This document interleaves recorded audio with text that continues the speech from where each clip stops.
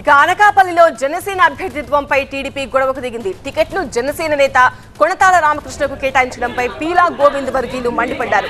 ఎట్టి పరిస్థితుల్లోనూ పీలా గోవింద్కే టికెట్ ఇవ్వాలని డిమాండ్ చేశారు. ఈ క్రమంలో జోక్యం చేసుకున్న గోవింద్ కార్యకర్తలు సంయమనం పాటించాలని విజ్ఞప్తి చేశారు.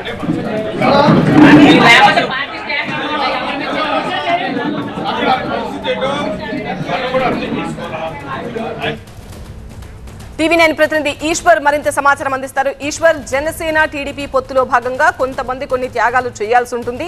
త్యాగాలు చేసిన వాళ్ళను ఖచ్చితంగా పార్టీలు గుర్తుపెట్టుకుంటాయి. ప్రభుత్వం ఏర్పడిన తర్వాత సముచిత స్థానం ఇస్తామని హామీ ఇచ్చినా కూడా ఎందుకు కన్సిడర్ చేయట్లేదు నేతలు?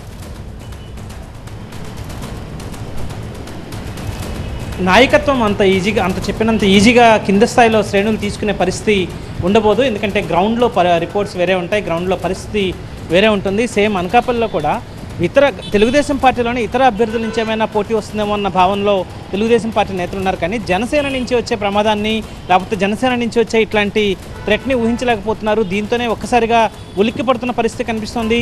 ఇట్లాంటి సందర్భమే ఈరోజు ఉత్తరాంధ్రలో ప్రకటించిన 2 జనసేనకు సంబంధించిన నియోజకవర్గాల్లో నెల్లిమర్లో కావచ్చు, అనకాపల్లిలో కావచ్చు అదే పరిస్థితి కనిపిస్తుంది. అనకాపల్లిలో అయితే ఆయన ప్రస్తుతం ఉన్న పీలా గోవింద్ ఎవరైతే టీడీపీ ఇన్ఛార్జ్గా ఉన్నారో 2014లో ఆయన ఎమ్మెల్యేగా గెలిచారు. 19 నుంచి పార్టీ కార్యక్రమాలని నిర్వహిస్తూ పార్టీ నాయకత్వానికి చాలా సన్నిహితంగా ఉంటూ వస్తున్నారు. అయినప్పటికీ కూడా ఇప్పుడు కొణతాల రామకృష్ణ అభ్యర్థిత్వాన్ని ప్రకటించడం పైన ఆయన అనుచరుల్లో పెద్ద ఎత్తున ఆందోళన వ్యక్తమవుతోంది. ఇండిపెండెంట్గా పోటీ చేయాలని ఒత్తిడి తీవ్రంగా వస్తుంది. కానీ పీలా గోవింద్కి నిన్ననే ఫోన్ చేసి పార్టీ అధినేత చంద్రబాబు ఆయనకి ఈసారి టికెట్ ఇవ్వలేకపోతున్నాం, సహకరించాలంటూ కోరినట్టుగా సమాచారం ఉంది. అయితే ఆ మేరకు ఆయనకు మాత్రం నిన్నటి నుంచి కొంత తర్జన భర్జన పడుతూ ఉన్నారు. ఎట్లాంటి రాజకీయ భవిష్యత్తు కోసం ఎలాంటి నిర్ణయాలు తీసుకోవాలన్న ఆలోచనలో ఆయన ఇంకా ఉన్నారు. కానీ ఆయన అనుచరుల నుంచి మాత్రం పెద్ద ఎత్తున ఒత్తిడి వస్తోంది. కొణతాల రామకృష్ణ ఆయనకి సమీప బంధువే. ఎవరైతే పీలా గోవింద్ ఇప్పుడు అసంతృప్తితో ఉన్నారో ఆయనకి సమీప బంధువే ఇప్పుడు జనసేన నుంచి పోటీ చేస్తున్నారు. కాబట్టి కుటుంబ సమస్యగా దాన్ని చూస్తారా, లేకపోతే పార్టీ మళ్ళీ జోక్యం చేసుకునే పార్టీ పెద్దలు ఇప్పటికే మాట్లాడుతున్న నేపథ్యంలో